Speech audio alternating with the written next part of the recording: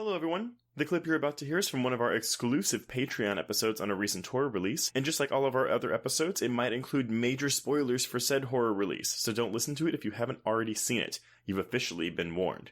And if you'd like to hear the full episode, just head on over to patreon.com/horrorqueers and subscribe today. Without further ado, here is your exclusive Patreon clip.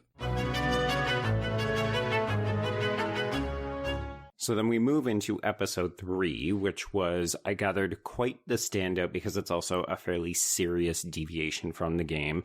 Long Time introduces Bill, played by Nick Offerman, and his gay male lover, Frank, played by the one and only Murray Bartlett, who is having a hell of a couple of years.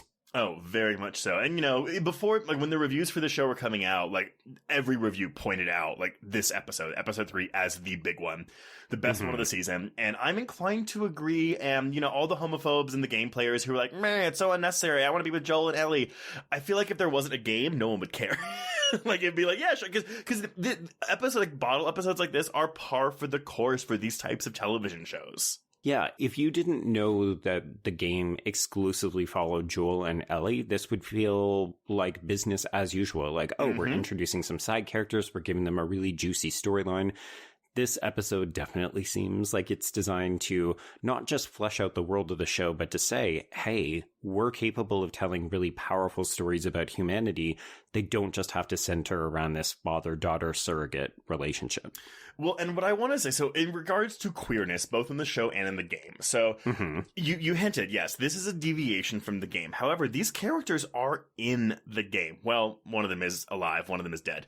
In the game, Joel and Ellie, they come across Bill, who is still alive. He's a survivalist, got booby traps everywhere. At this point in time, he never really confirms that he's queer, but he refers to a partner. Right, which is a telltale sign. No, 100%, right? I mean, not exclusively, but a lot of people do use it in that capacity. No, yeah, sorry, yeah, absolutely. But at the end of the chapter where you're with Bill, and there's a whole set piece in a school, the bloater that ends in episode 5, there's a fight with it that happens earlier. But you come across Frank's corpse in one of the houses, and he has hanged himself. And you find a note left behind from him that says, Bill, fuck you. I hate the way you run this town. All I want to do is escape. So Frank was trying to escape Bill's town and get into a QZ zone that was owned by Fedra. And he got bit, and he hanged himself, but still insulted Bill in his suicide note. And of course, you give the note to Bill, and Bill starts crying because that's his lover. But that's all we get. The game tiptoes around the queerness. I believe Druckmann even said, back in 2013, when the game came out, they would have had more pushback if they made it more explicit. Which is why we get the DLC, which occupies episode 7, which we'll get to in a bit. Yeah, this was interesting because they said they very much wanted to keep the relationship. This is me paraphrasing from the Last of Us official podcast.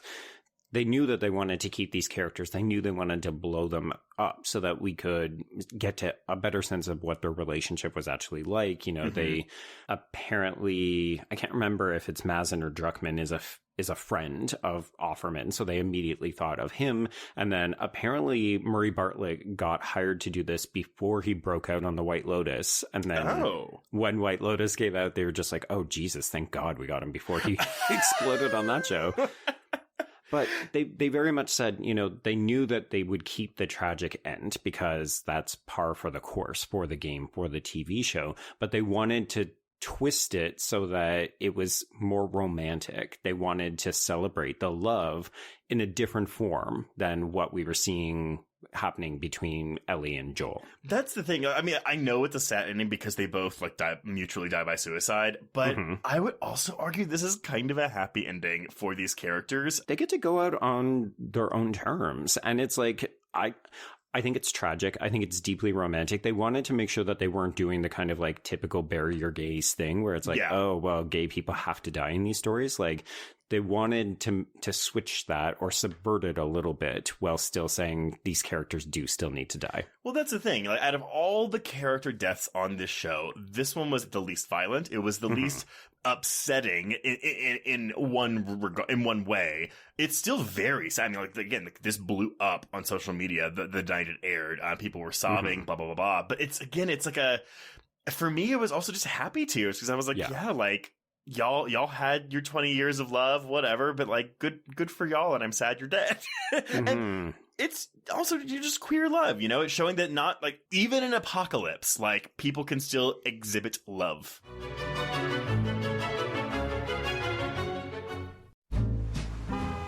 Atlas Avenue, a long stretch of road that encompasses everything the city of Kenneth Heights has to offer. Neon lights, traffic, crime, the hustle and bustle of everyday life, and the craziest of characters. My office was above it all. My name is James Locke, and I'm a PI. Hello, Mr. J. How the hell you doing today? Good, Edith. Nearly every year I have a new case.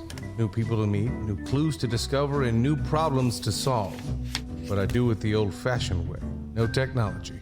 Nothing post-1950. Hell, I don't even listen to podcasts, but you should. Atlas Avenue Beat is a spoof of the film noir genre with goofy characters, tons of wordplay, and non-stop raunchy humor. There's also 3 whole seasons out right now with more on the way. Just search for Atlas Avenue Beat wherever you listen to podcasts or visit us online at bloody.fm.